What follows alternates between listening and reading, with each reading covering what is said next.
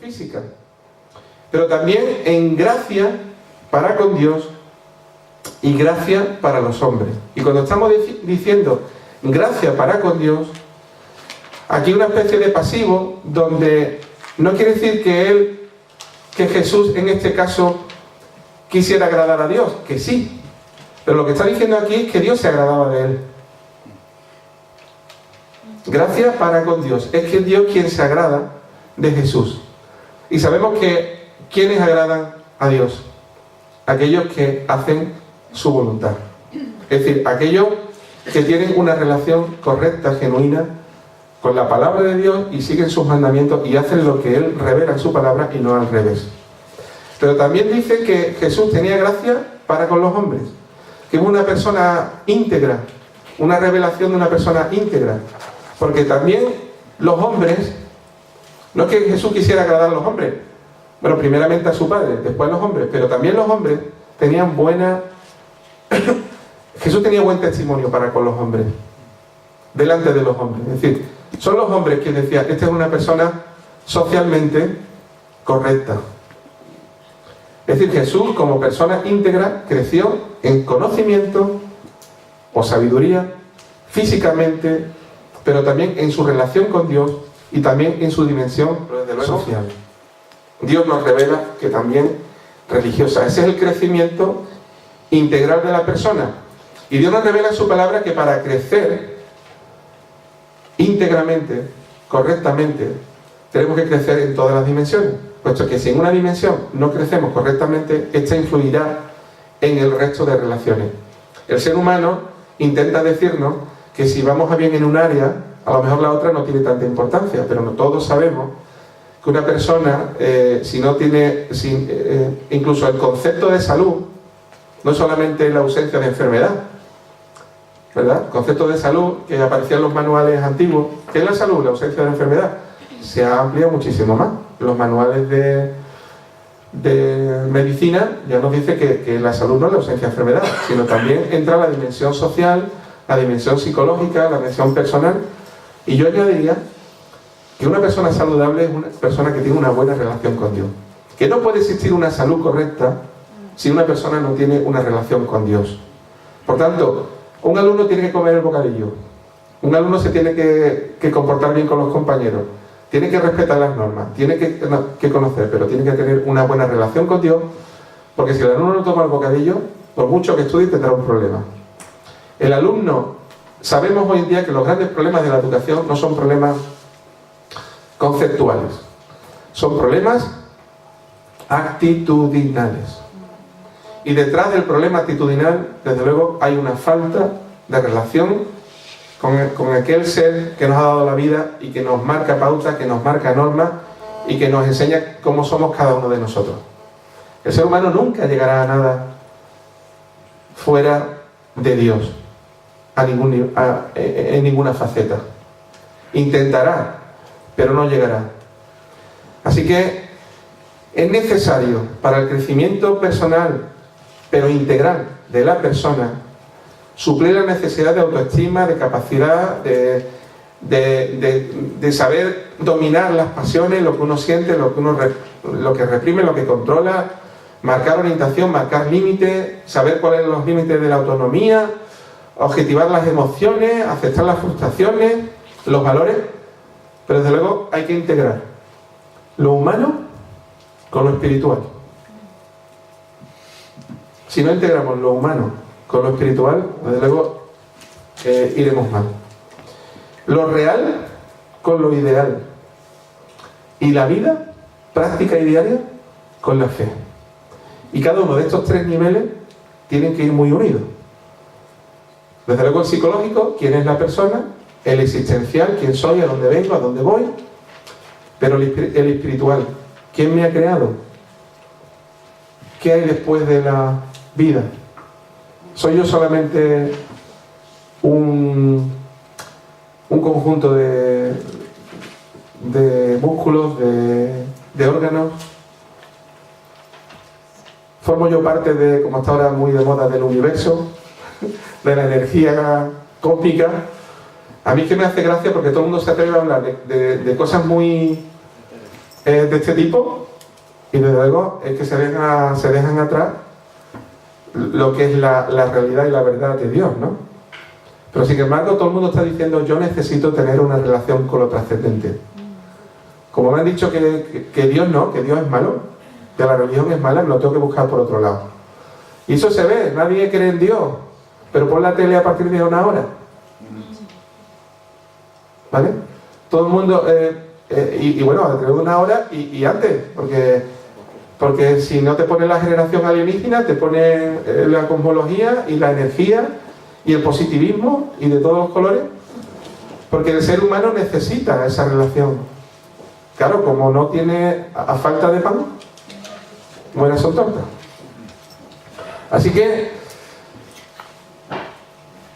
vamos a ampliar un poquito este aspecto de las necesidades del niño, porque todo esto tiene que ver mucho el conocimiento de estas cuestiones, que algunas, bueno, yo muchas, yo he visto que dais muy buenas asignaturas de psicología. Espero que muchas cosas no sean repetitivas. Si es así, perdonadme, ¿vale? Yo no os conozco, no sé exactamente, pero de todas formas, si las sabéis, bueno, recordadlo, porque esto creo que son cuestiones, en la propuesta que con la ayuda del Señor os quiero hacer, forman parte del medio que nosotros vamos a usar y que Dios, y que aparece en su palabra, para que nosotros podamos de la mejor forma ayudar a que las personas se encuentren con Dios. Y tenemos que hablar de necesidades, porque hay personas, ¿cómo le vas a hablar a una persona de cubrir sus necesidades si no ve la necesidad?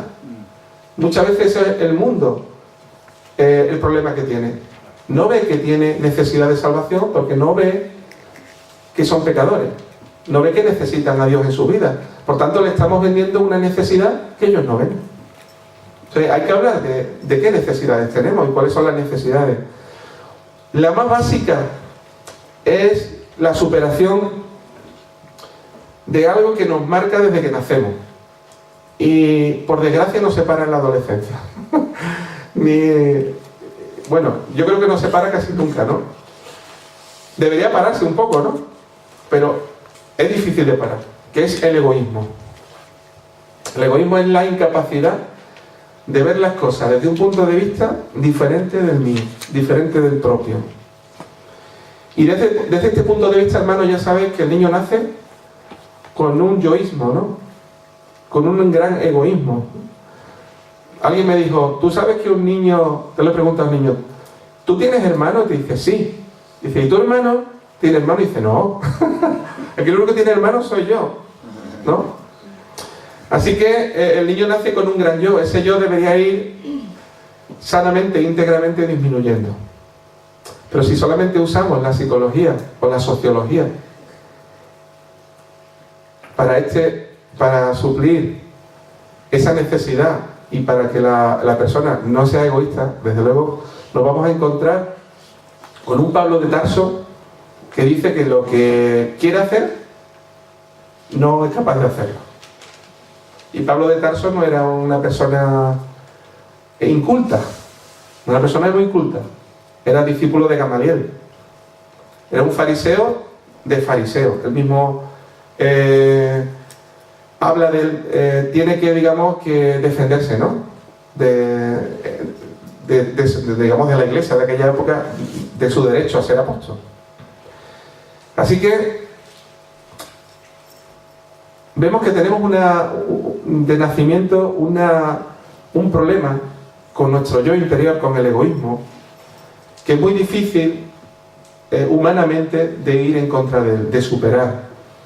Pero hay dos cuestiones desde el punto de vista religioso que nos suceden a todos nosotros, que yo diría que es una religiosidad inmadura. Y yo lo que esta tarde quiero hablar de la religiosidad inmadura y lo que nos lleva a una religiosidad madura, que podríamos cambiarla por una relación con Dios. Pero cada uno de nosotros tiene, desde pequeño, se sabe que desde el punto de vista psicológico, afectivo, desde pequeño tenemos la tendencia de atribuir vida y conciencia a todo lo que pasa, a todo lo que nos rodea. Que tenemos una capacidad desde nacimiento de ver que hay fuerzas superiores que pueden protegerme o pueden castigarme. Y es curioso ver cómo los niños, de forma natural, son capaces de atribuirle vida, espíritu, no solamente a las cosas animadas, sino a las cosas inanimadas. El niño de nacimiento tiene un concepto de que las cosas tienen un alma, una capacidad de existencia por encima del objeto físico y del objeto material. ¿Cómo es posible que una tetera pueda hablar? Que un árbol tenga sentimiento, que los animales que quieren los niños tengan desde su punto de vista, alma, ¿no? ¿Acaso los niños de nacimiento no están de forma natural acostumbrados a relacionarse en una dimensión muchísimo más amplia que la dimensión física que con el tiempo nosotros, y sobre todo este mundo materialismo, ahoga? Y dejamos de ver un árbol como un ser vivo a ver el árbol como madera, como hojas, como fotosíntesis y como una especie de máquina que transforma la energía en otro tipo de energía. El niño pequeño lo ve de una forma muchísimo más amplia. Parece ser que hay muchas cosas que nosotros estamos ahogando. Esto se ha determinado en llamar animismo. Animismo. La tendencia de atribuir vida y conciencia a todo lo que nos rodea. Y de que deben de existir fuerzas superiores que me pueden proteger o me pueden castigar. Y también hay una tendencia natural desde el punto de vista psicológico que se ha denominado magismo, que tiene que ver con la tendencia del ser humano en una religiosidad muy inmadura de intentar de conseguir, si hay una fuerza superior que me puede castigar, que me puede proteger, pero también al ser una fuerza superior también me puede beneficiar. También yo puedo conseguir favores y beneficios de este mundo trascendente para mi aprovechamiento personal. Y que parece que casi de forma natural queremos manipular lo divino, no solamente desde pequeños, sino de adultos, para conseguir favores de ese mundo trascendente. Y como no tenemos capacidad o conocimiento para hacerlo, nos tenemos necesariamente en esa relación muy inmadura de tener ese contacto con lo trascendente. Tenemos que apoyarnos en cuestiones físicas que nos hagan como mediadores, o en ritos, o en ofrendas, o en cuestiones que nos lleven a tener contacto. Y esto surge de una necesidad que Dios ha puesto en el hombre, pero que el hombre intenta, sin el conocimiento de Dios, ponerse en contacto. Y lo vemos en todas las culturas y en todas las religiones del mundo, como cada uno, cada tribu, cada pueblo, tiene, históricamente hablando, ¿no?, y geográficamente hablando, esa necesidad de ponerse en contacto con su creador, con lo trascendental. No sé si habéis visto una película de ciencia ficción que hay una nave espacial, que es la nave espacial Voyager,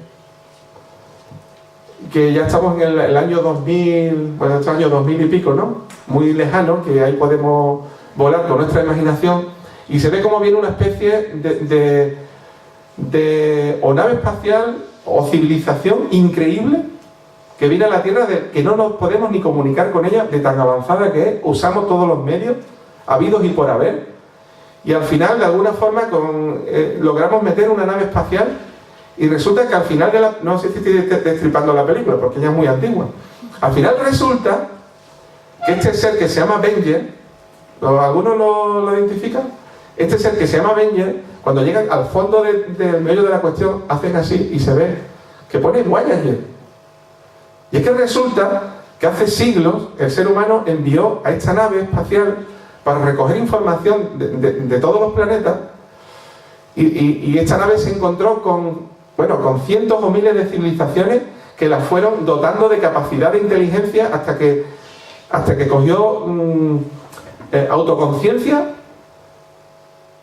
Y el objetivo de Venger, de Voyager, de la nave espacial Voyager, porque nada más había unas letras que estaban borradas, era que quería descubrir a su Creador. El objetivo de esa nave, llena de conocimiento, de un conocimiento que ninguno de nosotros podrá tener humanamente en la vida, después de pasar por galaxias y civilizaciones de cientos de miles de siglos, con una capacidad increíble en poder, en fuerza y en potencia, su objetivo principal, por la cual no podía, era tener un contacto con su Creador. Pues eso somos nosotros, hermanos. Con muchísimo menos bagaje, con muchísimo menos capacidad y con muchísimo menos conocimiento. Pero todo lo que es la experiencia, todo lo que sepamos, todo lo que aprendamos, ¿de qué sirve? Porque aquí estamos, mañana moriremos, ¿no? Pero lo importante es, lo que nos llena a nosotros es tener esa relación con nuestro Creador. ¿Qué es lo que hace que la historia de las civilizaciones, que a lo largo de la geografía, de esa religiosidad inmadura que vemos absolutamente en todos los pueblos de la tierra, que quiere ver en lo trascendental a su protector, al ser que lo puede castigar o al ser que lo puede proteger, pero al ser que existe la posibilidad de acercarse a Él y conseguir sus favores para librarme de mis enemigos, o para librarme de mi enfermedad, o para dar bendición a la tierra la cual cultivo, etcétera, etcétera. A ese ser que tengo grabado en el hueco de mi corazón. ¿Qué es lo que hace que esa religiosidad inmadura, que persiste hasta nuestros días, y que podemos ver esta religiosidad inmadura que Dios usa incluso en el pueblo de Israel, con un pueblo duro de cerviz, un pueblo duro de corazón, donde Dios se revela progresivamente y llega desde una relación tosca con el mismo pueblo de Israel, hasta llevar una relación madura y perfecta con el conocimiento de nuestro Señor Jesucristo? ¿Qué es lo que hace que esta religión inmadura, que aparece ya en el seno del niño, se torne en una relación, en una religiosidad madura, en una relación con Cristo? Pues yo diría, hermano, que el conocimiento de Dios, pero un conocimiento de Dios que no parte del ser humano, sino parte del conocimiento de la revelación que Él mismo nos da, y que nos da suficiente y completamente en su bendita palabra. Es decir, lo que hace que nuestra religiosidad inmadura se convierta en una relación con Dios es la revelación de Dios en su palabra, y que Él usa su palabra, su revelación, para hacernos personas con una necesidad de relación con Él, con una necesidad real pero inmadura, en llegar a formar una relación madura, básicamente en una relación con Dios, ya en una religiosidad. Y que esta cosa persiste y ha persistido desde la antigüedad hasta nuestros días. Todavía hoy en día hay personas que no han encontrado una relación genuina y verdadera con Jesús de Nazaret, sino que siguen usando medios físicos, ritos y supersticiones para encontrar a un Dios que se ha revelado, pero que todavía con la experiencia humana, con la imaginación, yo diría humana, donde no hay información dice que hay imaginación, con la imaginación humana quiere llegar a Dios. Todavía hay personas diciendo que Dios se llega por ritos, que Dios se llega mediante medios como un cuadro o una estampa o una estatua de metal, de bronce, de madera o de plástico ya modernamente, ¿no? Pero necesita el ser humano religioso, pero inmaduro, necesita un medio, un mediador entre Dios y los hombres. Pero Jesús nos ha revelado que el único mediador entre Dios y los hombres es Jesús de Nazaret. Es una relación madura, no simplemente una imaginación. El niño desde pequeño, desde luego que vemos desde el punto de vista cognitivo, desde el punto de vista psicológico, se atisba esta relación inmadura. donde ve a Dios como alguien que le puede castigar o alguien que le puede beneficiar y alguien que tú puedes hacer algo para conseguir sus favores. Es decir, podemos hacer una comparación entre la historia de la humanidad y el conocimiento que Dios, a través de su palabra, ha dejado a la humanidad desde una religiosidad inmadura a una relación madura, con el pueblo de Israel, donde Dios se revela progresivamente y pasa de esta relación tosca, una relación que necesita normas, como los niños pequeños, leyes, como los niños pequeños, para ir adelante, pero que no está escrita en sus corazones. Esa misma relación que ha existido en la historia de la humanidad y que ha existido en el Israel de Dios, existe en la psicología de la persona. Es decir, que la persona es un claro ejemplo paralelo con el ser humano y la humanidad y cómo Dios ha usado el pueblo de Israel para darnos ejemplos desde los principios con Abraham y Moisés hasta la iglesia, desde la asamblea de Dios hasta la iglesia de Dios. ¿Y cómo ha hecho Dios que el pueblo de Israel lo conozca y pase del rito, de la mediación, del sacrificio del cordero, de la sangre, del sacrificio, del templo, que solamente estaba en un sitio y solamente alguien podía entrar en él,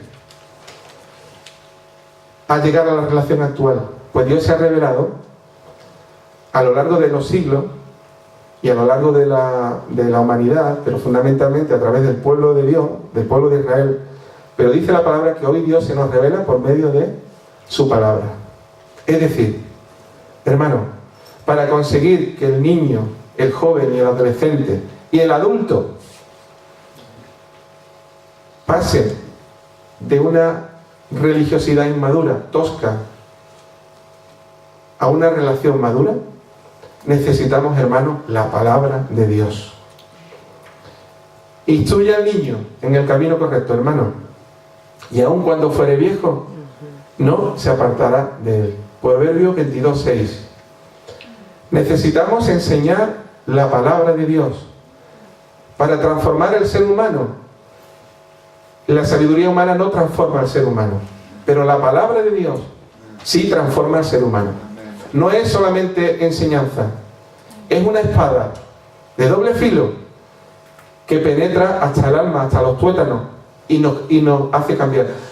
Yo no he visto a nadie que cambie leyéndose la biblioteca de mi centro, hermano, pero he visto personas muy sencillas, medio analfabetas, que han transformado su vida con la lectura de la palabra de Dios. Eso sí que es una maravilla.